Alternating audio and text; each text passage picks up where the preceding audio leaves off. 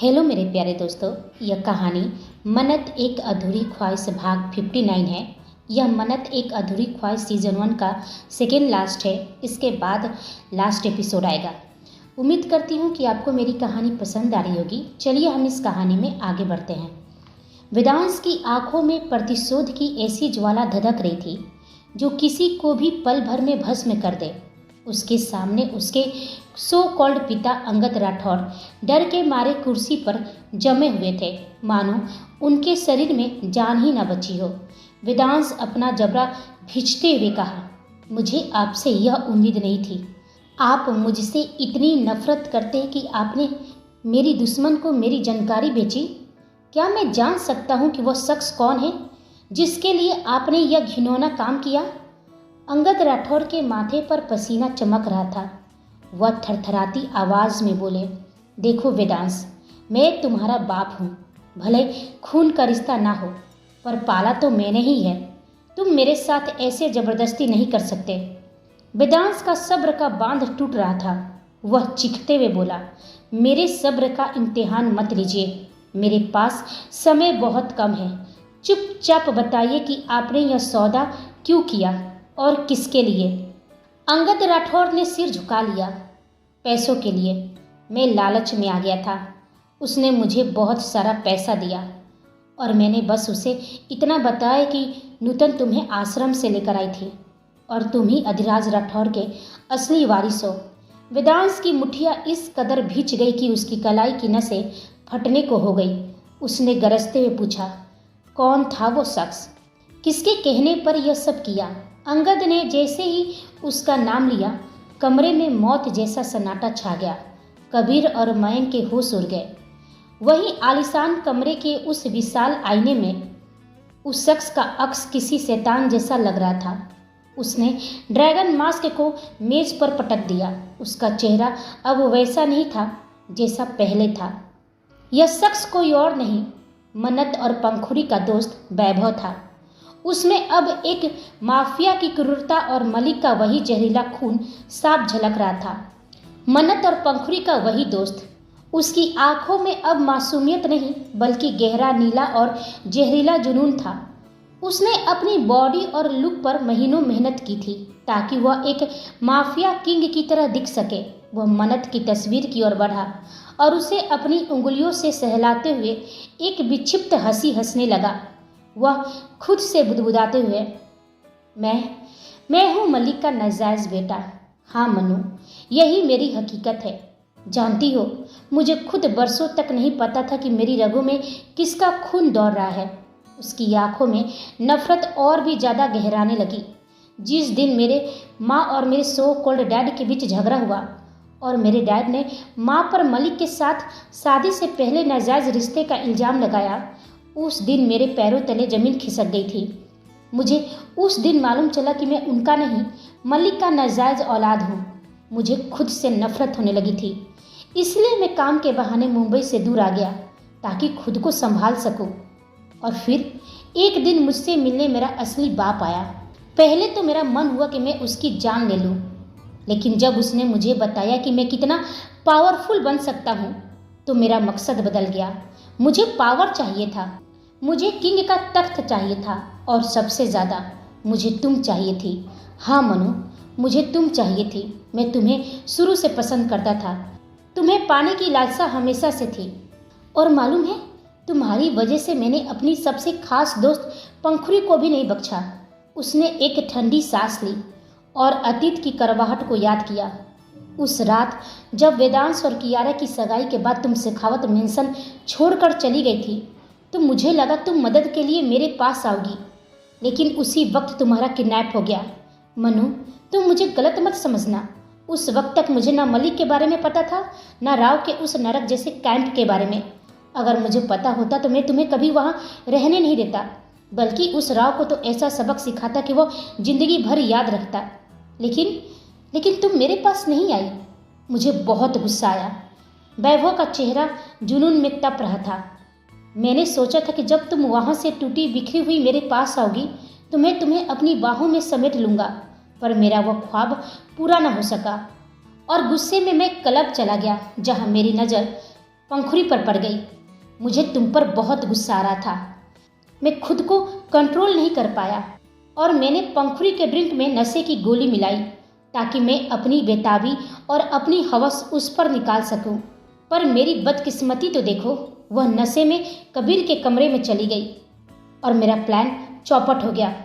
और फिर जब तुम राव के कैंप से लौटी तो फिर मेरे अंदर एक उम्मीद जागी। मुझे लगा कि तुम वेदांत से नफरत करोगी, लेकिन तुम्हारी मोहब्बत तो और भी गहरी हो गई। मुझे वो वेदांत राठौर शुरू से पसंद नहीं था। उसका एटीट्यूड, उसका ईगो और सबसे बड़ी वजह थी तुम। और फिर एक दिन मेरी किस्मत पूरी तरह बदल गई मन्नत, जिस दिन मुझे अपनी असलियत का पता चला, और उसी दिन मुझे वेदांत राठौर की असलियत का भी। पहले तो हम सिर्फ शक में थे कि वह सच में माफिया वर्ल्ड का किंग है या नहीं। शक्ल से तो साफ दिखता था कि वह अधिराज राठौर का बेटा है, लेकिन शक से काम नहीं चलता। मुझे सबूत चाहिए था। वह ठंडी हंसी हंसा। मेरे बाप ने कई एजेंट लगाए, जैस्मीन, राव और ना जाने कितने लोग, लेकिन कोई भी उस किंग तक नहीं पहुंच सका। कोई भी उसकी परछाई तक नहीं पकड़ पाया। वेदांत राठौर दुनिया के सामने इतना साफ सुथरा खेल खेल रहा था कि कोई उसे छू भी नहीं पा रहा था। उसकी आंखों में चलाक चमक आ गई, लेकिन मैं तो पहुंच सकता था ना। उसके बाप के जरिए, अंगद राठौर के जरिए। वो दांत भींचकर बोला, मैंने उस अंगद राठौर को पैसे और शराब का ऐसा तोहफा दिया कि उसने अपना जमीर ही बेच दिया, और एक दिन उसने मेरे सामने पूरा सच उगल दिया। उसकी आवाज़ में जहर घुल गया और फिर हमने खेल शुरू कर दिया। सब कुछ प्लान के मुताबिक चल रहा था, लेकिन मैं यह नहीं जानता था कि वह राव हमें ही धोखा दे रहा है। राव की उस एक गद्दारी और धोखे की वजह से आज मैंने अपने असली बाप मलिक को खो दिया, और इन सब तबाही की जड़ सिर्फ और सिर्फ वह वेदांत राठौर है। उसने आईने पर एक मुक्का मारा और चिल्लाकर बोला, उसी की वजह से मेरा बाप मरा, और अब उसी की सबसे प्यारी चीज़ यानी मन्नत को मैं उससे छीन लूँगा। हिसाब अब बराबर होगा। वेदांत राठौर को ब्लैक बुक मुझे सौंपनी होगी। मुझे पता है कि उसे कैसे तोड़ना है और तुम्हें कैसे अपना बनाना है। तुम देख लेना मन्नत, तुम खुद चलकर मेरे पास आओगी। खुद। वो अपना फ़ोन उठाता है और अपने खास आदमी को कुछ निर्देश देता है। वैभव ने अपना वापस फ़ोन रखा और एक कुटिल मुस्कान के साथ दोबारा चेहरे पर ड्रैगन मास्क चढ़ा लिया। उसने मन ही मन सोचा, मन्नत, तुम वेदांत राठौर से इतनी नफरत करोगे कि तुम्हारा दिमाग सुन्न हो जाएगा। मैं तुम्हें पागल कर दूंगा, पर उसे कभी जीतने नहीं दूंगा। अगर तुम मेरी नहीं हो सकी तो मैं तुम्हें उसका भी नहीं होने दूंगा। वह कमरे से निकला और दोबारा मन्नत के पास पहुंचा। मन्नत की आंखें रोने से सूज चुकी थी, लेकिन उन आंखों में अब भी एक अजीब सी चमक और हिम्मत थी। दरवाज़ा खुला और वैभव मन्नत के सामने सोफे पर बड़े आराम से बैठ गया। वह अपनी गहरी नज़रों से उसे स्कैन करने लगा। मन्नत ने दांत पीसते हुए कहा, मुझे यहाँ से जाने दो। अब मुझे पूरा यकीन है कि तुम किंग नहीं हो। मेरी आलिया तुम जैसे घटिया इंसान से कभी मोहब्बत नहीं कर सकती है। किंग एक नेक इंसान था, और यदि तुम सच में किंग हो भी तो मुझे तुमसे इतनी नफरत है कि मेरी नफरत की आग में तुम जलकर राख हो जाओगे। वैभव की उसकी बातों से कोई फर्क नहीं पड़ा। वह ठंडी आवाज़ में बोला, तुम्हारी ये बेफुजिल की बातें सुनने में मुझे कोई दिलचस्पी नहीं है मन्नत।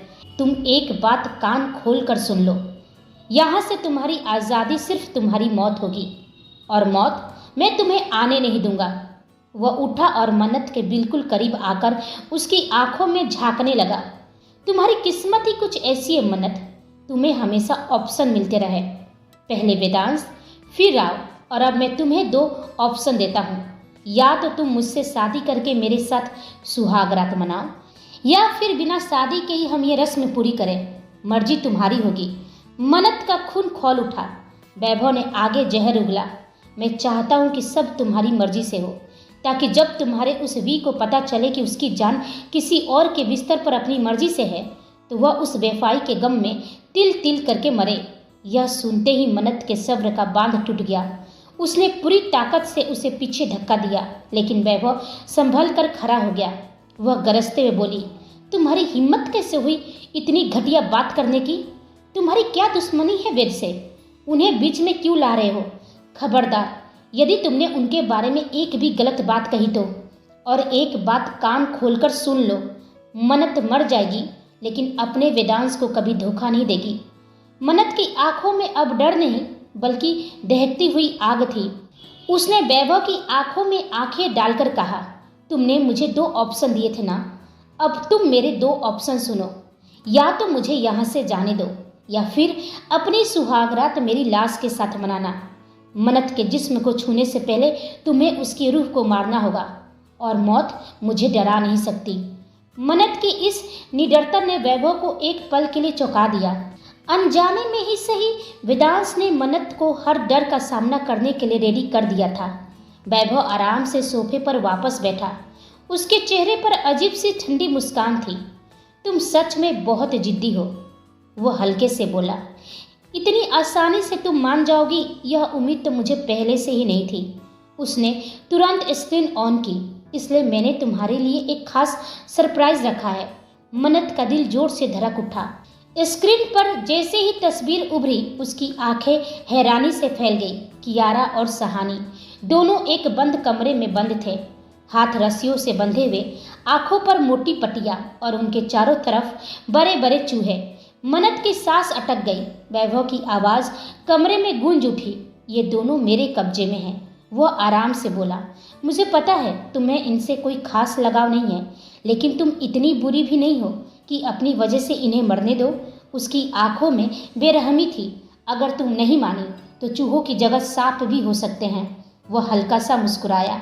या फिर कुछ और जानवर जो मेरे पालतू हैं। मन्नत का पूरा शरीर सिहर गया। तभी वैभव ने किसी को आवाज़ दी। कुछ ही देर में एक ट्रे कमरे में लाई गई। उस पर रखा था मन्नत का वेडिंग लहंगा। वह अवाक रह गई। वैभव दांत पीसते हुए बोला, जल्दी से रेडी हो जाओ, हमारी शादी होने वाली है। उसकी आवाज़ और भी सख्त हो गई। और अगर तुमने ना कहा या रेडी होने से इनकार किया तो इन दोनों की दर्दनाक मौत तुम अपनी आंखों से देखोगी। ऐसी मौत जिसकी कल्पना भी तुम नहीं कर पाओगी। यह कहकर वह कमरे से बाहर निकल गया।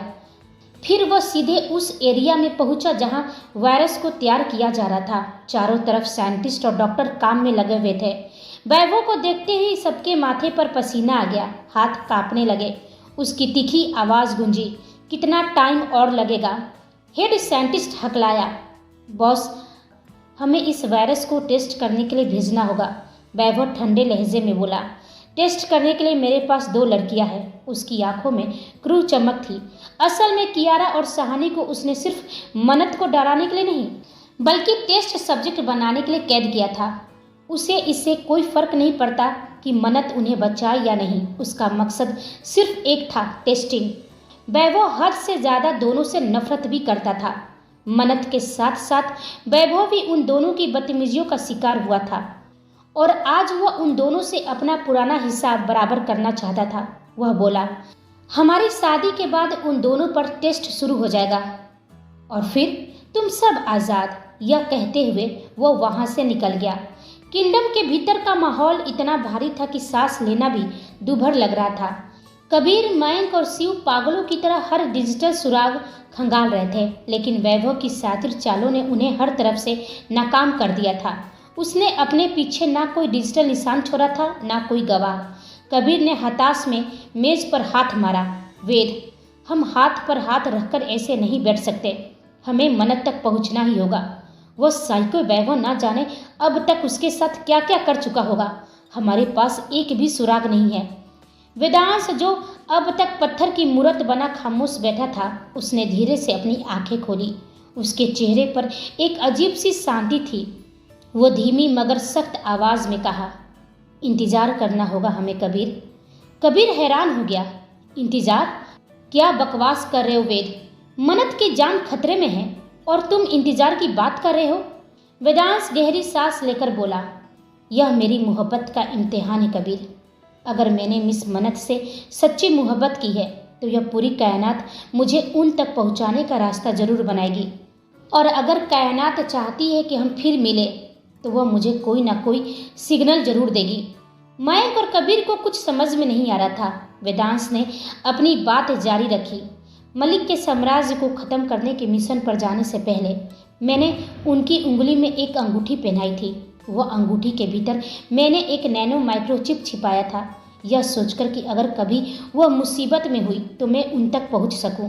बदकिस्मती से उस चिप की रेंज बहुत कम है, इसलिए हमें अब तक कोई सिग्नल नहीं मिला। इसका मतलब वो हमारी पहुंच से बहुत दूर है। वेदांश की आंखों में एक उम्मीद की किरण जागी। लेकिन उस माइक्रोचिप की एक खासियत है, अगर उसे किसी तरह इलेक्ट्रिक पल्स या हाई मेटल फ्रिक्शन से संपर्क में लाया जाए तो वह अपनी रेंज बढ़ाकर एक हाई फ्रीक्वेंसी सिग्नल छोड़ता है। बस एक बार वो एक्टिवेट हो जाए, फिर वैभव उस पताल में भी छुपा हो तो मैं उसे ढूंढ निकालूंगा। वेदांश ने एक लंबी सांस ली और खिड़की के बाहर देखते हुए बुदबुदाया। आज पहली बार यह वेदांश राठौर अपनी ताकत पर नहीं, अपनी किस्मत और अपनी मोहब्बत पर भरोसा कर रहा है। वही मन्नत कमरे में जमीन पर चुपचाप बैठी थी। एक तरफ उसका वेडिंग लहंगा रखा था, भारी और डरावना। दूसरी तरफ उसके हाथ में वेदांश की दी हुई अंगूठी थी। वह उसी अंगूठी को देखे जा रही थी। वह धीमी आवाज में बुदबुदाई, यह कैसी किस्मत है मेरी। जब भी कुछ अच्छा होने वाला होता है मैं अपनी ही बेवकूफ़ी से सब बर्बाद कर देती हूँ। उसकी आंखों के सामने वेदांश के साथ बिताए पल घूम गए। उसकी मुस्कान, उसका भरोसा, उसकी आवाज़। मैं आपसे बहुत दूर जा रही हूँ वी, बहुत दूर। मैं जानती हूँ इस बार आप मुझे माफ़ नहीं करेंगे और शायद करना भी नहीं चाहिए। उसकी आंखें भर आई। मैंने एक बार फिर आपका दिल तोड़ दिया। आज मुझे खुद के जिंदा होने का अफसोस हो रहा है। काश काश उस एक्सीडेंट में आलिया नहीं मैं मर गई होती तो शायद आज यहाँ ना होती, आपकी तकलीफ की वजह ना बनती। उसने गहरी सांस ली। फिर उसकी आंखों में एक अजीब सी शक्ति आ गई। लेकिन एक वादा मैं खुद से ज़रूर करती हूँ, वह मुझे छू नहीं पाएगा, चाहे ज़बरदस्ती शादी कर ले, लेकिन मुझे अपना नहीं पाएगा। उसकी उंगलियां अनजाने में अंगूठी को कसकर पकड़ गई। उसकी हथेली पसीने से भीग चुकी थी। अंगूठी उसके हाथ में रगड़ खा गई। उसी पल अंगूठी के अंदर लगी माइक्रोचिप हल्के से गर्म हुई। एक बहुत हल्की सी कंपन उसकी उंगली में दौड़ गई। मन्नत ने चौंक कर हाथ देखा, लेकिन उसे कुछ समझ में नहीं आया। वह नहीं जानती थी कि उसका दर्द, उसकी घबराहट और उसका वो अनजाना स्पर्श कहीं बहुत दूर एक उम्मीद को जगा चुका था। मंडप सज चुका था। अग्नि प्रज्वलित थी, लेकिन हवा में खुशबू की जगह खौफ और साजिश की गंध थी। मन्नत लाल जोरे में किसी मूर्त की तरह बैठी थी। उसकी आंखों में ना तो कोई आंसू थे, ना कोई उम्मीद। वह एक जिंदा लाश बन चुकी थी। उसका शरीर वहाँ मंडप में था, लेकिन उसकी रूह शायद वेदांश के पास बहुत पहले ही जा चुकी थी। उसके चेहरे पर फैली पिलाहट उसकी आंतरिक मृत्यु का प्रमाण दे रही थी। उसके बगल में वैभव बैठा था, जिसने चेहरे पर अभी वो खौफनाक ड्रैगन मास्क लगा रखा था। मास्क के पीछे से उसकी आंखों में जीत का वह नशा था जो किसी पागल शिकारी की आंखों में अपने शिकार को घेरने के बाद होता है। हवेली के ठीक नीचे बने बेसमेंट में कियारा और सहानी का बुरा हाल था। उन्हें जबरदस्ती लैब की कुर्सियों से जकड़ दिया गया था। उनके सामने बड़ी बड़ी सुइयां और नीले रंग का वह जहरीला वायरस रखा था। साइंटिस्ट वैभव के इशारे का इंतजार कर रहे थे। कियारा और सहानी की आंखें डर के मारे फटी जा रही थी। वह चीखना चाहती थी, लेकिन उनके मुंह पर पट्टी बंधी हुई थी। उनके लिए मौत अब बस एक सुई की दूरी पर था। वैभव को अब और इंतजार बर्दाश्त नहीं हुआ। उसने अपनी ठंडी और भारी आवाज में पंडित जी को टोकते हुए कहा, पंडित जी, मंत्र पढ़ने की जरूरत नहीं है। फालतू के रीति रिवाजों में वक्त जाया मत कीजिए। जो जरूरी रस्में हैं बस वही करवाइए और अपनी दक्षिणा लेकर यहाँ से दफा हो जाइए। पंडित जी का शरीर डर के मारे कांप रहा था। उन्हें क्या पता था कि वैभव उन्हें दक्षिणा नहीं बल्कि हमेशा की खामोशी देने वाला है। वह किसी को जिंदा छोड़ने के मूड में नहीं था। पंडित जी लड़खड़ाती आवाज में बोले, जी जी मालिक। कन्या और वर फेरों के लिए खड़े हो जाइए। वैभव ने मन्नत का हाथ पकड़ा। उसका स्पर्श किसी ठंडे सांप जैसा था। मन्नत ने बिना किसी विरोध के खुद को खड़ा किया, जैसे वह बस एक कठपुतली हो। जैसे ही उन्होंने पहला फेरा लेना शुरू किया, बाहर का मौसम अचानक बदल गया। तेज हवाएं चलने लगी और बादलों की गरज ने हवेली की दीवारों को हिला दिया। वैभव मुस्कुराया। उसे लगा कि कुदरत उसकी जीत का जश्न मना रही है। पंडित जी बोले, पहला फेरा संपन्न हुआ, लेकिन वैभव यह नहीं देख पा रहा था कि हवेली से कुछ ही दूरी पर काली गाड़ियों का एक काफिला बिना हेडलाइट जलाए किसी शिकारी की तरह आगे बढ़ रहा था। उन गाड़ियों के सबसे आगे किंग की ब्लैक कार थी, जिसके भीतर बैठा शख्स आज इंसान नहीं बल्कि काल बन चुका था। कुछ ही देर में बाहर हो रहे धमाकों की आवाज़ ने हवेली की नींव हिला दी। उन धमाकों के साथ ही वैभव के आत्मविश्वास की दीवारें भी दरकने लगी। वह जानता था कि यह कोई मामूली हमला नहीं बल्कि वेदांश राठौर का कहर है। भले ही वैभव ने शतरंज की बिसात बिछाई थी, लेकिन वह भूल गया था कि बिसात चाहे कितनी भी बड़ी हो, किंग के एक ही कदम से खेल पलट जाता है। उसके माथे पर पसीना चमकने लगा। डर और सनक का एक अजीब मिश्रण उसके चेहरे पर था। उधर पंडित जी डरे सर में मंत्र पढ़ रहे थे। अभी फेरे पूरे नहीं हुए हैं, रस्में बाकी है। वैभव का सब्र जवाब दे गया। उससे लगा कि वक्त हाथ से रेत की तरफ फिसल रहा है। उसने झटके से अपनी गन निकाली और बिना सोचे समझे पंडित जी पर फायर कर दिया। मन्नत के गले से एक दर्दनाक चीख निकली। उसने अपनी आंखों के सामने खून की होली देखी तो उसका मासूम दिल यह सदमा बर्दाश्त नहीं कर सका। वह बुरी तरह कांपने लगी और अगले ही पल उसकी आंखों के सामने अंधेरा छा गया। वह मंडप में ही बेहोश होकर गिर पड़ी। वैभव ने दांत पीसते हुए उसे देखा। इसे भी अभी ही बेहोश होना था। बाहर से चीखें और गोलियों की आवाजें करीब आ रही थी। वैभव ने आओ देखा न ताव। उसने बेहोश मन्नत को अपनी बाहों में उठाया और मंडप छोड़कर भागने लगा।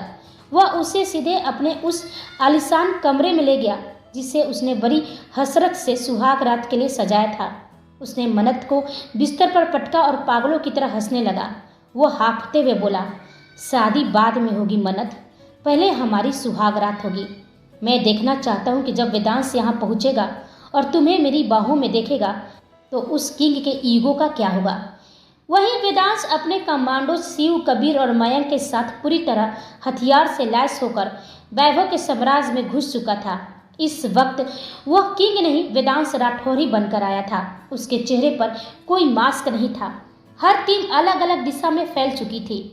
गोलीबारी, चीखें और अफरा तफरी एक तरफ थी, लेकिन वेदांश वह बिना किसी को देखे, बिना किसी को रोके सीधे उस हॉल में पहुंचा जहां उसकी आंखों के सामने शादी का मंडप था और हवन कुंड के पास खून से लथपथ पंडित जी का बेजान शरीर पड़ा था।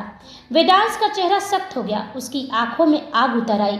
उसने दांत भींचे और दहाड़ उठा, बाहर निकल वैभव, खुद को किंग समझने की गलती मत कर, बाहर निकल। तभी पूरे हॉल की लाइटें एक पल के लिए झपक गई और सामने लगी विशाल स्क्रीन ऑन हो गई। पूरा हॉल जैसे थम सा गया। स्क्रीन पर जो दिखा वो देखते ही कबीर और मयंक की सांसें अटक गई और वेदांश उसकी रगों में बहता खून जहर बन गया। मन्नत एक बेड पर बेसुध पड़ी थी, सफ़ेद चादरों के बीच बिल्कुल बेहोश, और उसके सामने वैभव। उसने अपने चेहरे से ड्रैगन मास्क उतार दिया। धीरे धीरे अपना कोट उतारते हुए वो कैमरे की तरफ देखकर हंसा और फिर गरज कर बोला, आओ किंग, तुम्हारा ही इंतजार था। आज तुम अपनी आंखों से हमारी सुहागरात देखोगे। सॉरी, तुम हमारी शादी तो नहीं देख पाए, लेकिन सुहागरात जरूर देखोगे। वो कैमरे की तरफ झुका। देखो, तुम्हारी मन्नत मेरी बाहों में है और जब तक तुम यहाँ पहुँचोगे तब तक मेरा एक राउंड पूरा भी हो चुका होगा। वेदांश की आंखों में खून उतर आया, ऐसा खून जो लहू से भी गाढ़ा था। उसके हाथ कांप रहे थे, लेकिन गुस्से से। तभी कबीर और मयंक दहाड़ पड़े। वैभव, अगर तुमने मन्नत को छुआ भी तो तेरी मौत बहुत भयानक होगी। वैभव ठहाका मारकर हंसा। ओह, एक और सरप्राइज है तुम सबके लिए। उसने दूसरी स्क्रीन ऑन कर दी। अब वहां दिख रहा था बेसमेंट का कमरा। कियारा और सहानी रस्सियों से बंधी हुई, उनके सामने डॉक्टर हाथों में वही वायरस वाला इंजेक्शन लिए खड़े थे।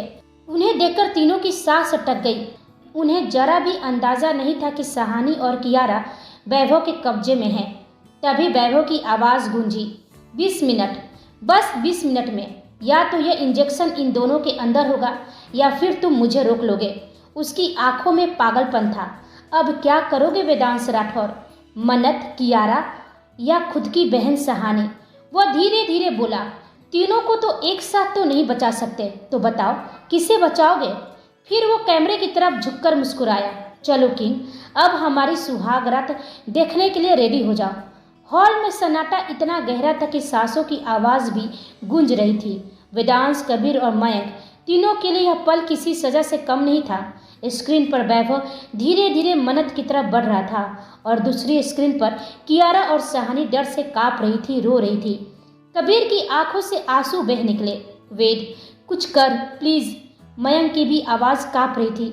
यदि एक को बचाने गए तो ये दोनों मर जाएंगे, और यदि इन दोनों को बचाएंगे तो मन्नत। कहते हुए वो चुप हो गया। वेदांश की सांसें भारी थी, उसकी मुट्ठियाँ इतनी भींची हुई थी कि खून रिसने लगा था। और तभी उसकी आवाज़ गूंजी, ठंडी कठोर, वैभव, ब्लैक बुक चाहिए ना? स्क्रीन पर वैभव ठिठक गया, उसकी आंखों में चमक दौड़ गई। मैं देने को रेडी हूँ। पूरा हॉल सन्न रह गया। कबीर मयंक ने झट से वेदांश की तरफ देखा। वेद, तू पागल हो गया क्या? वेदांश की नज़रें स्क्रीन पर थी, उसकी आवाज़ में कोई भाव नहीं था।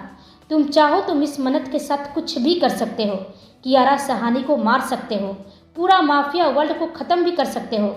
वह एक पल रुका, लेकिन फिर भी किंग बनने के लिए तुम्हें ब्लैक बुक ही चाहिए। वैभव की सांस तेज हो गई। वह जानता था बिना ब्लैक बुक के वो सिर्फ एक नकली किंग है। वेदांश आगे बोला, मैं जानता हूँ तुम्हें शक हो रहा है कि मैं इतनी आसानी से क्यों मान रहा हूँ। उसकी आंखों में एक अजीब सी थकान उतर आई, क्योंकि मेरे लिए मेरी मन्नत, मेरी बहन, मेरी दुनिया किसी ब्लैक बुक से कहीं ज़्यादा कीमती है। उसने सीधे कैमरे में देखा। दिल करता है वैभव, ब्लैक बुक तुम्हारी, और तुम मिस मन्नत, कियारा और सहानी को अभी इसी वक्त छोड़ दोगे। स्क्रीन पर वैभव चुप हो गया, उसका दिमाग दौड़ रहा था। अगर यह झूठ है, अगर यह ट्रैप है। वेदांश की आवाज़ शांत थी। देखो वैभव, ब्लैक बुक मेरे पास है। पहले मन्नत, कियारा और सहानी को यहाँ से भेज दो। उसकी आंखों में एक अजीब सी चमक थी। ये सब जैसे ही यहाँ से निकलेंगे मैं तुम्हें ब्लैक बुक दे दूंगा। तभी वैभव की ठंडी आवाज़ गूंजी, नहीं वेदांश राठौर, शर्त पहले मेरी पूरी करो। मुझे ब्लैक बुक सौंपो। वादा करता हूँ मैं इन तीनों को छोड़ दूंगा। तुम्हारे पास चॉइस नहीं है। वेदांश ने एक गहरी सांस ली, फिर वैभव के उसके आदमी के थ्रू ब्लैक बुक भेज देता है। जैसे ही वैभव को ब्लैक बुक मिलता है, खुशी से वो पागल हो जाता है और वो फिर कैमरे की तरफ मुड़ा। कितना बड़ा बेवकूफ़ है किंग, वह एक खौफनाक हंसी हंसते हुए बोला। तुझे क्या लगा मैं इतनी आसानी से सब छोड़ दूंगा? तुम तीनों मौत के जाल में खड़े हो। मेरे यहाँ से निकलते ही यह हवेली आग की लपटों में घिर जाएगी, वैसे ही जैसे तूने मेरे बाप को जलाया था। क्या लगा ब्लैक बुक मिलते ही मैं मन्नत को छोड़ दूंगा? मन्नत को पाने के लिए ही तो मैंने इतना बड़ा खेल रचा है। उसकी आंखों में पागलपन था। गुड बाय किंग, अब ब्लैक बुक भी मेरी है और मन्नत भी मेरी। यह कहते ही उसने स्क्रीन कट कर दी। पूरा हॉल अंधेरे में डूब गया। कबीर गुस्से से गरज उठा, ये तुमने क्या कर दिया वेद? ब्लैक बुक भी चली गई और मन्नू भी उसके पास है। वेदांश के चेहरे पर एक खतरनाक, बहुत खतरनाक मुस्कान उभरी। वह ना ब्लैक बुक ले गया और ना ही हमारी मन्नत को लेकर जाएगा। कबीर और मयंक दोनों एक पल को सन्न रह गए। वेदांश की आंखों में आग जल रही थी। अब वह जहाँ जहाँ जाएगा खुद मुझे अपने जाने का सिग्नल देगा, क्योंकि जो बुक उसे दी गई है उसमें ट्रैकर छुपा हुआ है और ना वो बुक असली है ना ही उसका जितना। वहीं वैभव तेजी से बेसमेंट में दाखिल हुआ। वहां मौजूद डॉक्टर अभी कुछ समझ पाते उससे पहले ही वैभव की गन गरज उठी। धाय धाय धाय एक एक करके उसने उन सभी साइंटिस्टों और डॉक्टरों को मौत का घाट उतार दिया जिन्होंने वह वायरस बनाया था। वह नहीं चाहता था कि उसके सिवा इस वायरस का राज कोई और जाने। उसने मेज पर रखा एकमात्र खतरनाक वायरस का बॉल और उसका एंटीडोट झपटकर अपनी जेब में रख लिया। फिर उसकी नज़र स्ट्रेचर पर बंधी कियारा और सहानी पर पड़ी। वैभव एक शैतानी मुस्कान के साथ बोला, तुम दोनों को कोई नहीं बचा सकता है। मेरा मन तो था कि यह वायरस तुम दोनों पर अभी इसी वक्त टेस्ट करूं, पर अभी नहीं। उसने बेसमेंट में अपने आदमियों को आदेश दिया, इन दोनों को भी गाड़ी में डालो, इनका जिंदा रहना जरूरी है। वह फिर तेजी से वापस कमरे में आया, ब्लैक बुक उठाई, बेहोश मन्नत को अपनी बाहों में भरा और वह घातक वायरस अपनी जेब में रखते हुए हवेली के पिछले रास्ते पर खड़ी अपनी काली गाड़ियों के काफिले की ओर बढ़ा। कुछ ही पलों में धूल उड़ाती गाड़ियां पहाड़ियों के बीच ओझल हो गई और थोड़ी ही दूर जाते ही उसने रिमोट निकाली और बटन दबाया। कुछ ही पल एक तेज विस्फोट की आवाज़ के साथ हवेली आग की लपटों में घिर गई। उसके चेहरे पर सातिर चमक थी। काली घाटी की सड़कों पर वैभव की गाड़ियों का काफिला तेजी से भाग रहा था। आसमान में बिजली कड़क रही थी और नीचे गहरी खाई थी। गाड़ी के अंदर का माहौल बहुत ही तनावपूर्ण था। होश में आने के बाद मन्नत ने देखा कि कियारा और सहानी बुरी तरह से डरी हुई थी। वहीं वैभव सामने वाली सीट पर बैठकर बार बार पीछे देख रहा था और हाथ में थामी उस ब्लैक बुक को सहला रहा था। तभी घाटी की खामोशी को चीरती हुई एक भारी इंजन की आवाज गूंजी। वैभव ने साइड मिरर में देखा और उसके चेहरे की हवाइयाँ उड़ गई। पीछे एक काले रंग की मॉडिफाइड स्पोर्ट्स बाइक बिजली की रफ्तार से गाड़ियों को ओवरटेक करी थी। बाइक पर सवार शख्स ने काला लेदर जैकेट पहना था और उसकी आंखों में जलती आग हेलमेट के वाइजर के पीछे से भी साफ दिखाई दे रही थी। वह वेदांश राठौड़ था। उसे उम्मीद नहीं थी कि वेदांश बच निकलेगा। वह चिल्लाते हुए, यह जिंदा कैसे बच गया? इसे रोको, इसे यहीं खत्म कर दो। मनत ने जब वेदांश को देखा तो उसकी सांसों में पहली बार थोड़ी राहत लौटी। वहीं कियारा और सहानी की आंखों में भी उम्मीद की चमक उठी।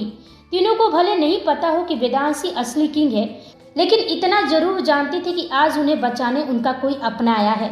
मनत की आंखों में वो चमक थी जो बहुत कुछ कह रही थी। उसके लिए अब यह मायने नहीं रखता था कि वो एक बिजनेस टाइकून है या कोई और। इस वक्त वह सिर्फ उसका वी था जो उसके लिए आया था। जैसे ही वैभव की गाड़ी क्लिफ के पास आकर रुकी, वह अपने आदमियों के साथ बाहर कूद पड़ा। मनत, कियारा और सहानी को लगभग घसीटते हुए वो हेलीपैड की तरफ ले जाने लगा। वेदांश भी बाइक से कूदकर उतरा और रास्ता रोकते हुए गरजा, एक कदम और बढ़ाए तो यहाँ जिंदा नहीं बचेगा। वैभव हंसा, देर हो चुकी है। आज या तो मैं जीतूंगा या सबको लेकर मरूंगा। अगले ही पल दोनों आमने सामने भिड़ गए।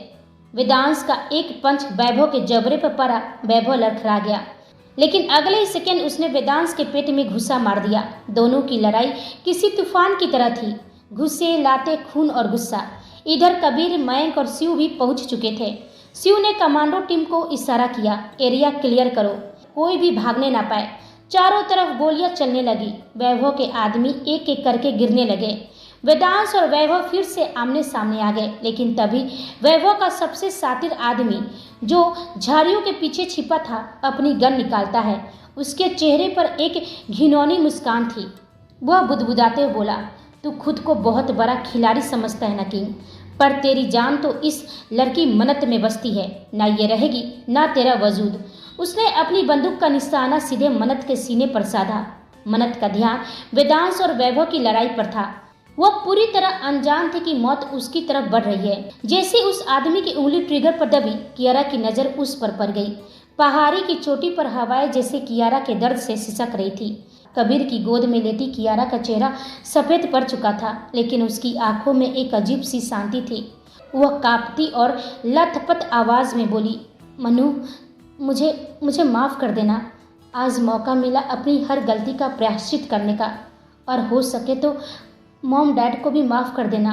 उन्हें नहीं पता कि वो क्या कर रहे थे, वो सिर्फ मेरी बातों में आ गए थे।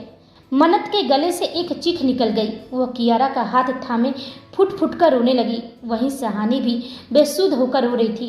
तभी वेदांश गरजते हुए कहा, कबीर, इसे तुरंत हॉस्पिटल लेकर जाओ। मयंक, शिव, निकलो यहाँ से, मैं इस दरिंदे को देख लूँगा।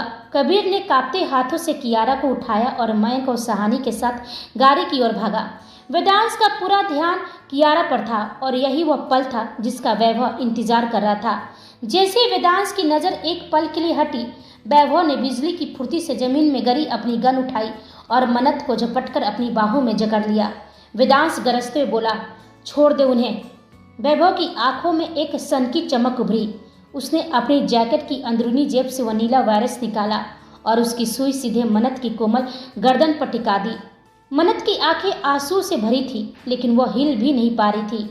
वैभव एक विकृत मुस्कान के साथ बोला, यदि यह मेरी ना हो सकी तो मैं इसे तुम्हारा भी नहीं होने दूंगा।